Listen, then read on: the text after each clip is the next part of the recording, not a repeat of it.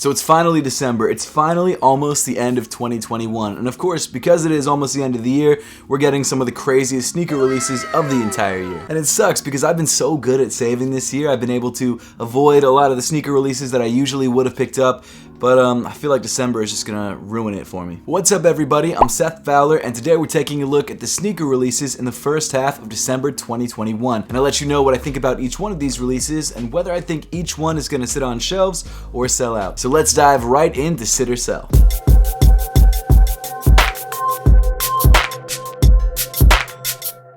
Before we dive into things, I just wanted to let you all know that I've started doing channel memberships, and if you guys sign up for channel memberships and start supporting the channel, you can start using cool emojis like this. I don't know, are they emojis or the emotes? I don't know what they are. In addition to that, you can also be a part of members-only live stream chats, and if you sign up for the second tier, the Fowler Fam, as I like to call them, you can be a part of the Fowler Fam Discord. So if you guys would like to sign up and support the channel and support the content that I'm making, make sure to click that join button right next to the subscribe button down below the video. So starting things off on December 2nd, we've got two different colorways of an incredibly long name sneaker, and that's the Nike Air Force 1 Low Swarovski Retro Reflective Crystals shoe, I think. So the two colorways releasing are a triple white and a triple black colorway, and both shoes feature a smattering of crystals throughout the upper. They also feature a pretty insane price point of $450. I get that you're getting crystals, but whew, that's a lot. So I'm not sure exactly how the crystals are placed on the shoe. I guess there's some sort of like plastic netting that goes over the top of the sneaker, and the crystals are on that, and then that netting is screwed into the side of the shoe. It's a super weird look. I don't really like it. I feel like it makes the shoe look spiky, and I'm not really into spiky shoes personally. Maybe you are, I don't know. But out of all the Swarovski Nike collaborations to date, none of them have really looked like that. They've just kind of looked like bejeweled shoes, which I don't have a problem with. This one is definitely something different. And you guys know me, I love when a shoe looks insane and looks different, and yes, this shoe does look like that. And while I appreciate that they're trying something different, this shoe is definitely not for me. And I mean, man, when you add in that $450 retail price point, this shoe is definitely not for me. That being said though, Swarovski Nike collaborations are usually very limited and usually resell for a decent amount of money. And because of that, I think even though this shoe is pretty polarizing, a lot of people will be going for it, even if it's just to resell the sneaker, which sucks, but that's the painful, brutal reality of the situation. And for that reason, I think that both colorways of this shoe will probably sell out. Moving on to December 3rd, we've got the Adidas YEEZY Quantum Amber Tint. Honestly, I could have confused this shoe with like 5 other Yeezy Quantum colorways. It really doesn't look like anything new, it just looks like another sort of orangey brown Yeezy Quantum. And that's pretty much exactly what it is. The Amber Tint Yeezy Quantums come in a black, gray, and amber tint, and honestly really just look like every other pair of Yeezy Quantums and are not that exciting. I think a lot more people are excited about the knit basketballs, which are re-releasing on the 18th, I think, and that's a shoe that definitely has a lot more appeal because that shoe definitely seems to be more focused on performance basketball. This one, while it was called a basketball sneaker, never really became a court classic. The Quantums, although they were designed to be a basketball sneaker, never really seemed to take off in the court, and because of that, I just think that there isn't really much use for them because they're just kind of a bulky Yeezy sneaker. And I feel like the hype on the Yeezy Quantums has just really died down to a point of like, no one really cares about this sneaker anymore, unfortunately, because I think it's an interesting looking sneaker, but regardless, I don't think that the Yeezy Quantum Amber Tints will sell out, and so for that reason, I'm giving them a sit. Then rounding off December 3rd, we've got the wider release of the Alma Air Jordan 1s. So I actually just reviewed this shoe, and if you guys would like to know my full thoughts on this sneaker, you can click the link at the top of the screen. But honestly, this shoe took me by surprise. I was not a huge fan of this sneaker when I first saw images of it online, but the more I learned about the sneaker and the more I learned about its story and the materials that went into the shoe, I definitely like it a lot more, and it's something that I can see myself rocking on a pretty regular basis. With that being said, I don't think this shoe will be as popular as the Alma Air Jordan 3s. That shoe just took on a life of its own and has become a classic sneaker in its own right.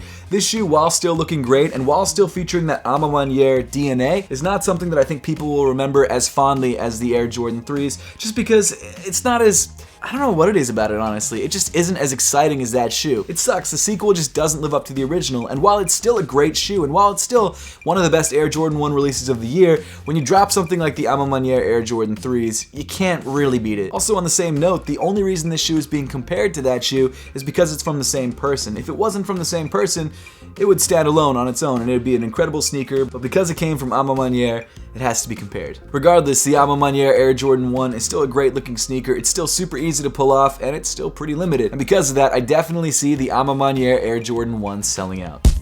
Continuing on to December 4th, we've got the Adidas YEEZY 500 Ash Gray. So I know I said the Quantums were more of the same, but this shoe really seems like more of the same. I don't know what it is about Yeezy 500s, but for some reason, Kanye seems to love to make these shoes light brown. There's other colors out there, but they're mostly light brown. You can call this shoe Ash Gray all you want, but I'm looking at these pictures right now, and that shoe looks like every other pair of 500s. Maybe it's different in like studio light, but I don't know, it looks a lot like every other pair. But with that being said, the Yeezy 500 is still a relatively popular silhouette, and it's still a shoe that I think a lot of people are looking for. So for that reason, I think whether this shoe looks like every other pair of Yeezy 500s, or even if it came in like a neon green colorway, I still think this pair of Yeezy 500s would sell out. Then rounding off December 4th, we've got the Gore-Tex Air Jordan 1 Particle Gray. So this shoe comes in an almost shadow Air Jordan 1 color block, and I actually really dig the way that this sneaker looks. According to Nike, the sort of dark green underlay on the upper of this shoe is made of Gore-Tex, and then the overlays are made of waterproof nubuck and leathers. And to be honest, out of every winterized Air Jordan sneaker that's come out over the last couple of years, this one is the only one I'd even really consider rocking. I mean, the 14s weren't bad, but these ones are actually like a pretty solid looking sneaker. And I also love the fact that if there wasn't actually Gore-Tex branding on this shoe, you wouldn't even realize that this is a waterproof Air Jordan 1. Not only that, but in addition to the outer materials of the shoe being waterproof and water resistant, there's also apparently an inner booty construction to keep water completely out of your foot. Also, I just noticed that the outsole of this sneaker comes with this really interesting sort of mixed black and semi-translucent colored rubber. It kind of gives it this cool sort of blended look.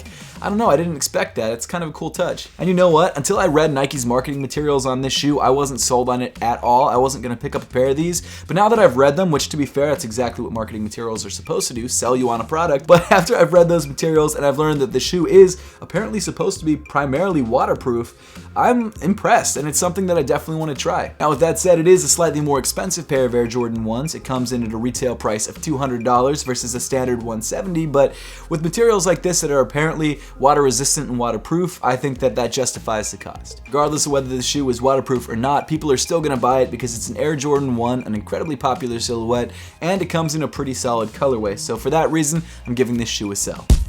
Next up, we move on to December 6th, and the only shoe dropping on that day is the Adidas YEEZY 350 V2 Compact in Slate Blue. So I've actually talked about this shoe a lot because it's been in a couple different sit or sell videos just because it keeps getting pushed back, or maybe we just never knew the actual release date for this shoe.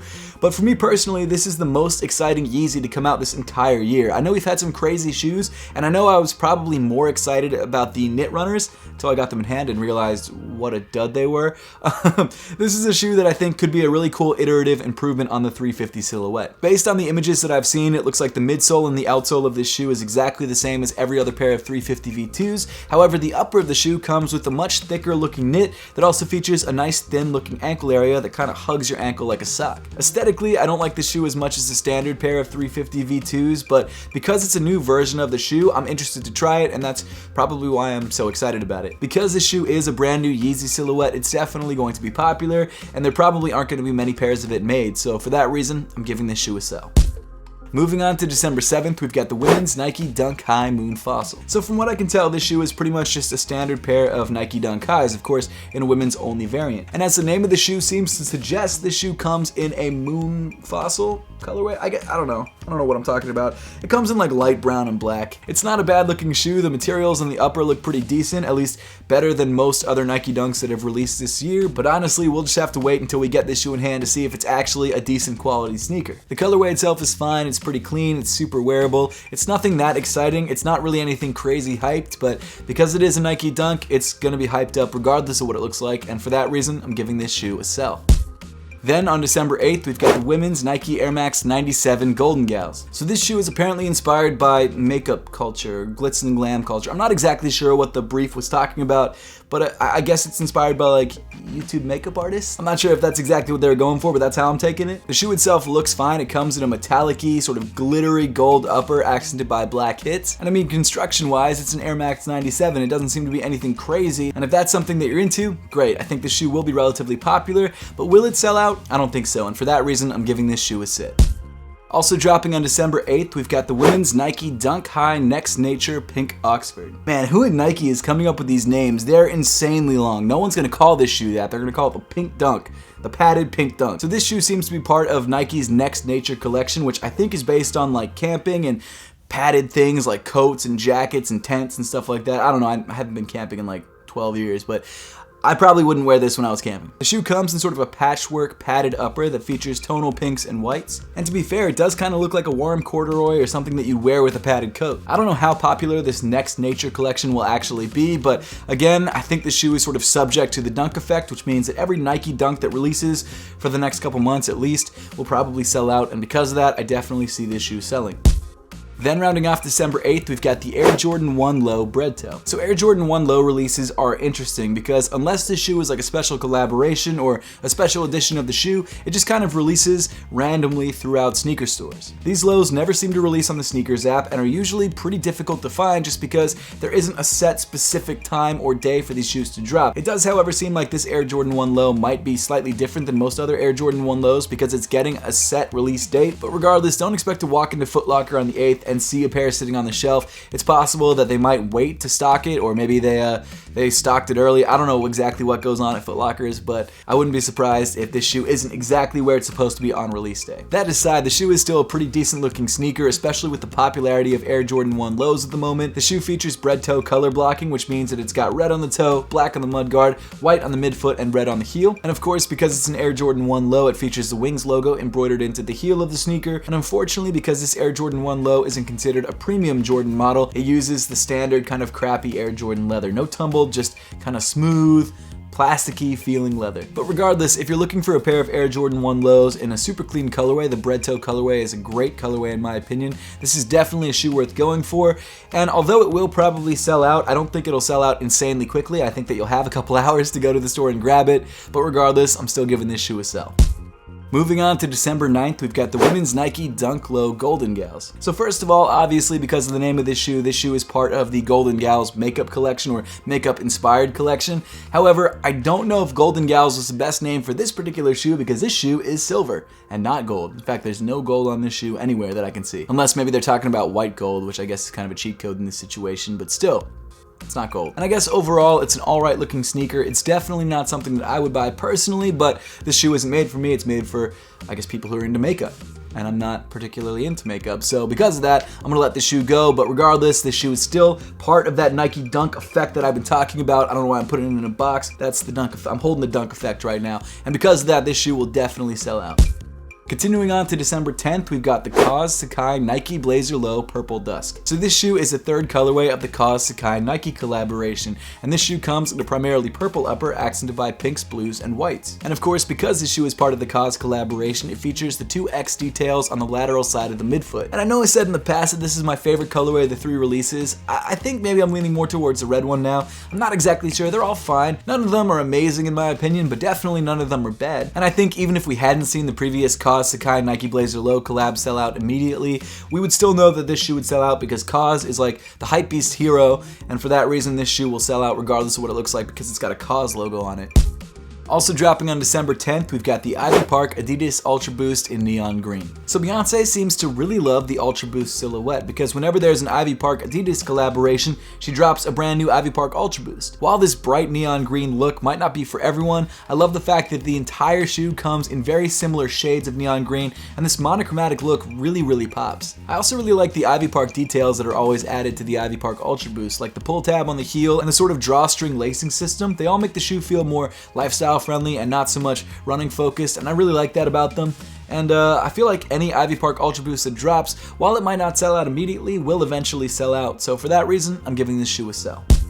And then finally, rounding off December 10th, we've got the Adidas YEEZY 700 V3 Copper Fade. So I've not been incredibly excited about most of the Yeezy 700 V3s that have released over the last year, or I guess year and a half, because after the initial release of the shoe, it was just kind of more of the same. This Copper Fade colorway, on the other hand, though, is really interesting and I like it a lot. So this Yeezy 700 V3 features a semi-translucent black midsole and outsole, as well as a black tongue. However, the main portion of the upper of the shoe features this super cool fade from a copper color to a black towards the toe. And there's something about this shoe that makes it feel so much more futuristic than every other pair of 700 V3s. The reason I was so drawn to the 700 V3 in the beginning was because of how futuristic the shoe actually looked. It might not be a shoe that I'd wear every day, it might not even be a personal pickup for me, but regardless, I like that they're doing something different and trying a different colorway on a shoe that really hasn't been that exciting for a while. But of course, because this is a new colorway of the Yeezy 700 V3s, I definitely see this shoe selling out. Oh, there actually is one more release on December 10th that I forgot to tell you guys about, and that's the brand new Apothecary Graffiti drop. Yo, this is my favorite Apothecary collection to date. I love this collection. We designed the graffiti from scratch. It actually took a while to do because we're not graffiti designers, but I think it came out incredibly well. I love the colors that we went with, and I think it looks absolutely insane. In fact, we've been working on this collection for about 6 months, and finally, on December 10th, it's releasing at 11 a.m. Eastern Time. If you guys want to grab it, it'll be available on apothecary.com. Make sure to follow us at Apothecary on Instagram to find out more updates on this release. But man, this release is absolutely fire, and you do not want to miss out because it will sell out. But I guess to keep with the theme of this video, I should give it a sit or sell rating, and in my opinion, I think this sock collection will definitely sell. Moving on to December 11th, we've got yet another Yeezy release with the Adidas YEEZY Foam Runner MX Sand Gray. So this shoe seems to be another iteration on the MX and MXT series of foam runners. The Sand Gray colorway features a mix of tans, browns, and grays, and while yes, it does look like a lot of the other MX colorways of the shoe, it's nice that we're getting another option in the most affordable pair of Yeezys. I think once the market is flooded with Yeezy foam runners and you can actually buy a pair for retail, I think people will realize how great of a shoe this sneaker actually is. It's not really a Croc, it's not really a sandal, it's not really a sneaker, it's kind of like a new future shoe that I just love. It's an incredible sneaker, and particularly in this colorway, this is a shoe that I will absolutely be going for. And of course, because it's a Yeezy foam runner and they're impossible to get right now, this shoe will definitely sell out. In addition to this release on the 11th, there's also a Yeezy Foam Runner restock that includes the MXT Moon Grays and the Ochres. I don't really have much else to say about these foam runners. If you're looking to grab a pair of foam runners, the 11th seems to be the day to do it. And again, I think that the MXT Moon Grays and the Ochres will both sell out. And then rounding off December 11th, we've got one of the most anticipated sneaker releases of the entire year, and that's the Air Jordan 11 Cool Gray 2021s. So if you've been watching my channel, you probably know that I've already dropped a review on the Cool Gray 11s, but if you guys haven't yet seen that review, I definitely recommend checking it out through the link at the top of the screen. So this Cool Gray 11 release is the first time that we've had a pair of Cool Gray 11s in 11 years. It's crazy. In fact, this release is exactly 20 years from the initial release of the Cool Grays back in 2001. So really, this is only the third time that we've gotten Cool Gray 11 highs, and I'm stoked for it. I can't wait. So the good news with this release is that Nike is probably making just a bunch of these pairs, so it shouldn't be impossible to get. The bad news is it's still a pretty hyped up silhouette, and even though there's probably going to be almost a million, if not more than a million pairs of these made, it's still going to be sort of difficult to get. Regardless, if you've been looking to grab a pair of Air Jordan 11s, the Cool Gray 11s are one of the best pairs that you can possibly grab. I still think that all of the pairs of this shoe will probably sell out, and sell out very, very quickly. Then moving on to December 13th, we've got a restock of the Adidas YEEZY slides in the ochre and the pure colorways. Yeezy slides are interesting. They retail for $60, but they resell for over $200 in some cases. And it's crazy to me because I never thought that the Yeezy slides would be as popular as they are. To me, they just kind of seem like plain one-piece construction slides. Nothing wrong with them. I think that they're really nice, but the fact that they sell out and resell is crazy to me. But regardless of what I think, both the pure and the ochre colorways are some of the most popular colorways that I've released, and for that reason, I think both of these shoes will probably sell out. Then getting to the last day that we're covering in today's video, December 14th, we've got the Nike Air Force 1 Low Toasties dropping. So these shoes seem to be part of the same sort of style as the Next Nature collection. However, I don't think it's exactly part of the Next Nature collection. This shoe also seems to be coming in full family sizing, or at least men's sizing, so it's not a women's exclusive like the Next Natures. However, it does look a lot like those shoes. It's got a quilted upper featuring a couple different colors like browns and greens and whites, and it also looks like it's a very nicely padded and warm sneaker. It's a nice looking sneaker, but I don't know how popular it's actually going to be, especially on an Air Force 1 silhouette and not a Nike Dunk silhouette. So for that reason, I'm giving this shoe a sit. And then finally, rounding off today's video with one of my most anticipated releases of the entire month, we've got two different colorways of the Salehi Bembery Crocs releasing. So the two colorways releasing are the tan and olive colorways, and you guys might be thinking, wow, this dude is crazy, he put Crocs on sit or sell. But to be fair, these are the best Crocs ever. Salehi Bembery genuinely makes a banger out of everything he touches, and these Crocs are no different. In fact, I think these Crocs might be one of my favorite Salehi Bembery collaborations of all time. And I love the New Balances. I think they're all great. I have all of them. But man, those Crocs are fire. So the idea behind these special edition Crocs clogs is that the shoes are designed to look like his fingerprints. He actually puts his fingerprints on every single collaboration he does, which I think is super cool and really poetic, actually. I love it. But what I think is even cooler about this collaboration is that this is the first time that Crocs actually allowed someone to create their own version of the classic Crocs clog, like from the ground up. Usually it's just a color change, or maybe they let you change something small about the Croc, but he redesigned the shoe from the ground up and it looks amazing. Oh, and of course, I definitely definitely think that the Salehi Bembery Crocs will sell out. But with that, we pretty much wrap up the entire video for today. Now, I would love to know your thoughts on these releases and which shoes or socks you guys are looking forward to most. So make sure to let me know in the comment section down below. And as always, thank you so much for watching. Make sure to subscribe if you haven't yet, and I'll see you all in the next one.